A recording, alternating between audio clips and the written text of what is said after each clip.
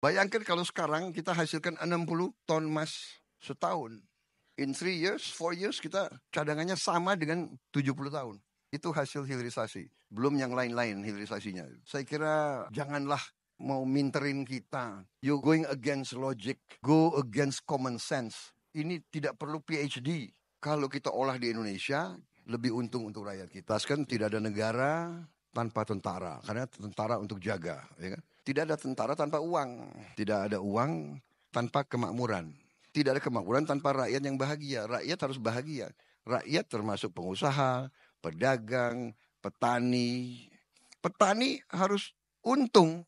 Nelayan harus untung. Dia menghasilkan pangan. Di Jepang itu dilindungi. Di Prancis dilindungi. Dijamin bahwa dia nilai tukar. Penghasilannya harus bagus. Semua pelaku ekonomi harus untung, harus hidup dengan baik. Tadi tanpa keadilan nggak ada pemerintah yang bisa berhasil. Keadilan untuk petani, nelayan, buruh, rakyat. Kita harus itu salah satu usaha. Ya hukum harus fair, hukum kita bagus. Tapi penyelenggara negara itu yang kita harus didik, edukasi dan kita jamin kualitas hidupnya. Itu yang saya bicarakan waktu itu kan di KPK dan sebagainya. Jadi bukan soal apa-apa, kita harus realistis semuanya. Anda ini pelaku-pelaku, Anda mau dapat tenaga yang baik, karyawan yang baik, Anda harus kasih gaji yang fair, yang bagus. Baik, saya heran sama Pak Prabowo. Padahal beliau sedang berada di depan ratusan orang super kaya. Nggak cuma kaya, tapi super kaya yang berada di Indonesia. Tapi beliau masih memikirkan rakyat. Merinding saya. Dia masih memikirkan rakyat kecil, dia memikirkan nelayan, petani, semua dipikirkan. Yang saya heran itu ini di acara yang semegah itu, sebesar itu, dan yang datang adalah orang, yang mendengarkan adalah orang-orang hebat Indonesia, tapi beliau masih memikirkan rakyat. Saya jadi ingat pernah membaca postingan seseorang yang secara kapasitas dan kapabilitas saya sangat percaya. Postingannya bilang kalau Pak Prabowo ingin Indonesia mentas dari kemiskinan dengan melanjutkan program-program dari Pak Jokowi. Jadi di sisa umurnya Pak Prabowo, beliau ingin mengabdi yang terbaik untuk Indonesia. Jadi silahkan nonton video ini sampai selesai karena banyak hal yang bikin haru, bulu ini merinding karena Pak Prabowo sungguh luar biasa memikirkan rakyat dan banyak motivasi, banyak hal-hal yang membuat kita tahu bagaimana Indonesia ke depannya. We can be water secure, we can be energy secure, and we can be food secure. Kalau ini sudah, saya kira logically nanti ya kita nggak usah takut lah, nggak usah takut. Kita bisa kasih makan rakyat kita, bahkan kita bisa jadi supplier makan dunia. Kalau tidak salah 25 tahun yang lalu India importer net of food. Now they're one of the biggest exporter of food, of grain in the world.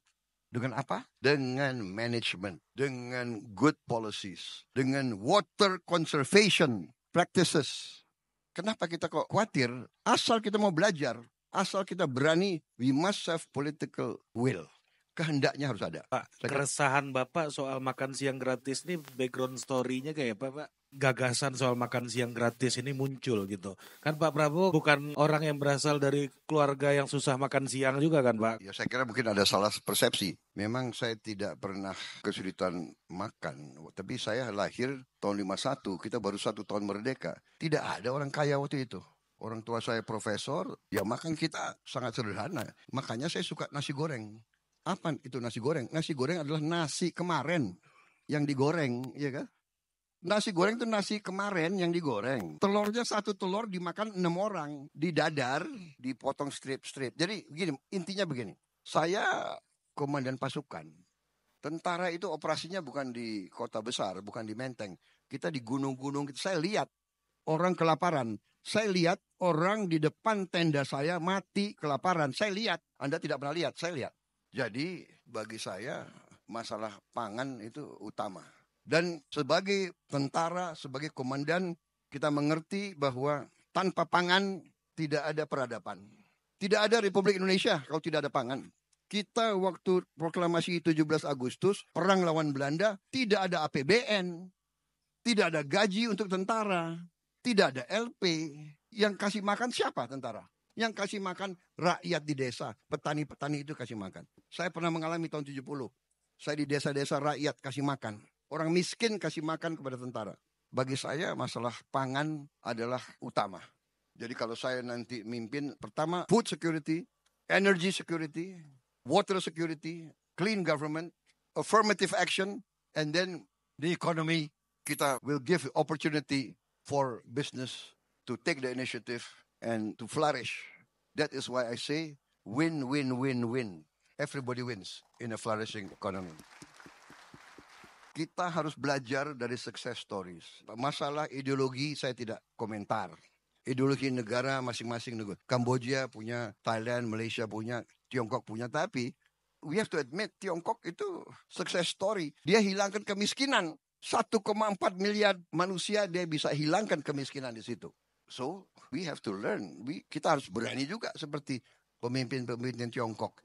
Kita harus hilangkan kemiskinan. Kalau kita hilangkan kemiskinan dan kelaparan, everybody will succeed.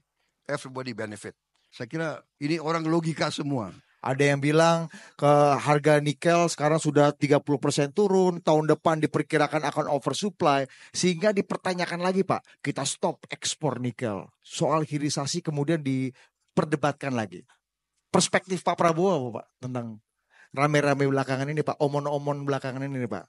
Komoditas adalah komoditas. Ada harga naik, ada harga turun. Tapi yang paling esensial adalah bahwa nikel itu adalah suatu bagian elemen yang dibutuhkan oleh industri. Dan kita punya nikel, salah satu yang terbesar di dunia. Jadi kenapa kita harus jual nikel kita murah diolah di luar negeri?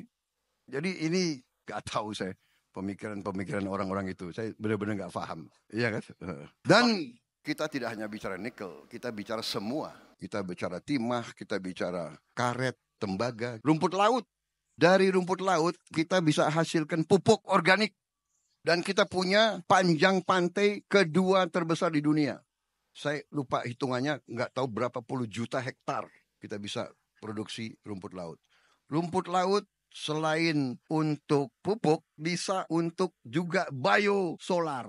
Dan ini sudah dilaksanakan di Bali, sudah ada beberapa, sudah diuji coba. Sekali lagi, karuniahnya kita terlalu banyak. Jadi hilirisasi tidak hanya satu. Sebagai contoh Freeport, berapa puluh tahun mereka sudah menghasilkan tambang. Baru kalau nggak salah tahun ini Presiden Jokowi meresmikan smelter di Gresik. The first time in history. Akhirnya hasil tambang itu hilirisasinya di Indonesia. Dan itu diketemukan kalau tidak salah 60 ton emas ya, 1 tahun ya. Cadangan emas di Bank Indonesia sekarang kalau tidak salah hanya 120 ton. Pokoknya di bawah 300 ton lah cadangan emas kita di Bank Indonesia. Ada staf saya nggak bisa cek. Bayangkan kalau sekarang kita hasilkan 60 ton emas setahun. In 3 years, 4 years kita cadangannya sama dengan 70 tahun. Itu hasil hilirisasi. Belum yang lain-lain hilirisasinya. Saya kira janganlah mau minterin kita. You going against logic. Go against common sense. Ini tidak perlu PhD. Kalau kita olah di Indonesia, lebih untung untuk rakyat kita. Saya punya datanya ada di buku saya. Berapa peningkatan nilai yang kita dapat on all those commodities. Contoh yang paling dasar boksit. Boksit diolah menjadi alumina. Alumina diolah menjadi aluminium. Aluminium dipakai untuk TV, untuk pesawat terbang, untuk kapal, untuk mobil, untuk motor. Nearly semua barang-barang yang kita pakai dalam kehidupan sehari-hari ada aluminiumnya. Masa kita jual gelondongan, dijadikan aluminium, kita beli mobil, kita beli pesawat terbang, it doesn't make sense. So we are talking about common sense, hilirisasi vital untuk kebangkitan bangsa Indonesia. Terima kasih. Sudah saya sampaikan beberapa kali ya bahwa saya ingin menciptakan kondisi kerukunan, kondisi kerjasama. Karena tradisi bangsa Asia menurut saya lebih agak berbeda dengan tradisi Barat. Barat suka dengan demokrasi teriak-teriak, caci maki, dengan demokrasi yang akhirnya menimbulkan sakit hati dan dendam. Kita lihat saja di Amerika, ya kan, mbahnya demokrasi, mengajarkan kita demokrasi, mengajarkan kita HAM, tapi dia tidak bisa menciptakan suasana keamanan untuk anak-anak sekolahnya. Jadi hampir tiap bulan kita lihat ada mass killing di sini, mass killing di situ. Orang ke mall ditembak, orang ke bioskop ditembak. Jadi ini membingungkan kita. Kemudian kita lihat kalau Demokrat berkuasa, Republik di Kongres juga akan menghalau. Jadi pernah saya ke sana 2 tahun setelah administrasi baru, mereka mengatakan ada sekian ribu jabatan yang kosong, yang tidak dapat diisi. Jadi kalau saya ingin menciptakan sebenarnya apa yang sudah diinginkan oleh pemimpin-pemimpin dari dulu.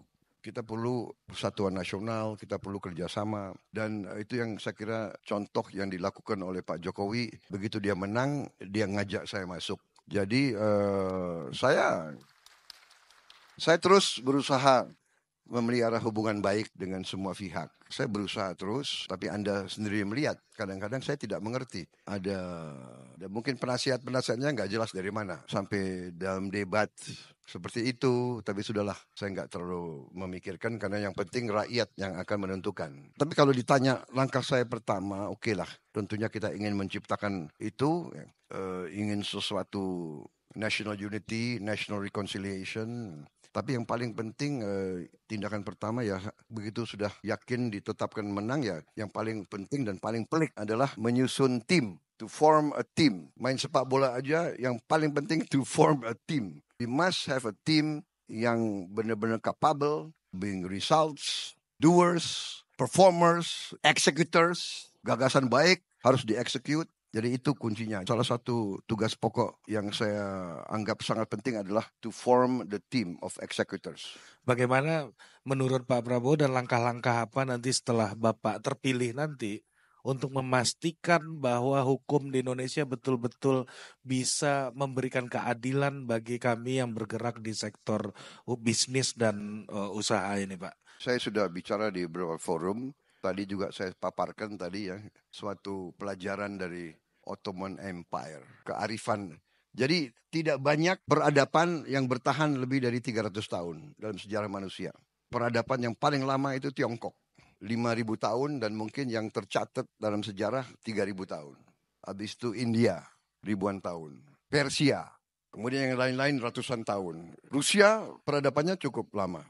Western civilization juga cukup lama. Tapi yang tadi pelajaran dari Ottoman Empire itu sangat menarik ya. Jadi dia jelaskan tidak ada negara tanpa tentara. Karena tentara untuk jaga. Ya kan? Tidak ada tentara tanpa uang. Tidak ada uang tanpa kemakmuran.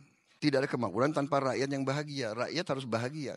Rakyat termasuk pengusaha, pedagang, petani. Petani harus untung. Nelayan harus untung. Dia menghasilkan pangan. Di Jepang itu dilindungi, di Prancis dilindungi, dijamin bahwa dia nilai tukar penghasilannya harus bagus.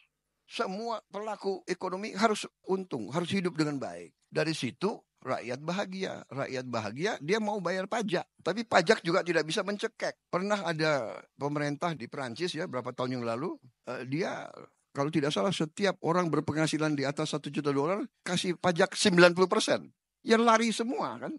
Jadi saudara-saudara, semua ini harus dengan tolok ukur yang masuk akal tadi, logic, pas, keadilan. Ya tadi tanpa keadilan nggak ada pemerintah yang bisa berhasil. Jadi tidak hanya keadilan untuk para pengusaha, keadilan untuk petani, nelayan, buruh, rakyat. Kita harus itu salah satu usaha yang saya pernah cerita. Kalau saya pendekatannya harus realistis, sistemik. Ya hukum harus fair, hukum kita bagus. Tapi penyelenggara negara itu yang kita harus didik, edukasi, dan kita jamin kualitas hidupnya.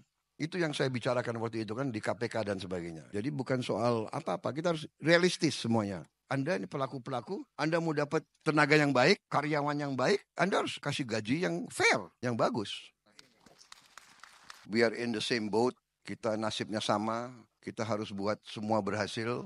Intinya tadi, collaboration, kerjasama, moderation, compromise, logic, common sense. Everybody must win. Itu pendekatan saya. Everybody must win. Everybody must feel happy. Everybody must feel secure. Hanya dengan itu kita bisa mencapai apa yang kita inginkan. Everybody must win, everybody must be happy. Semua tingkat, semua itu. Dan menurut saya, we have the means, we have the resources, we just need the will and the management capability.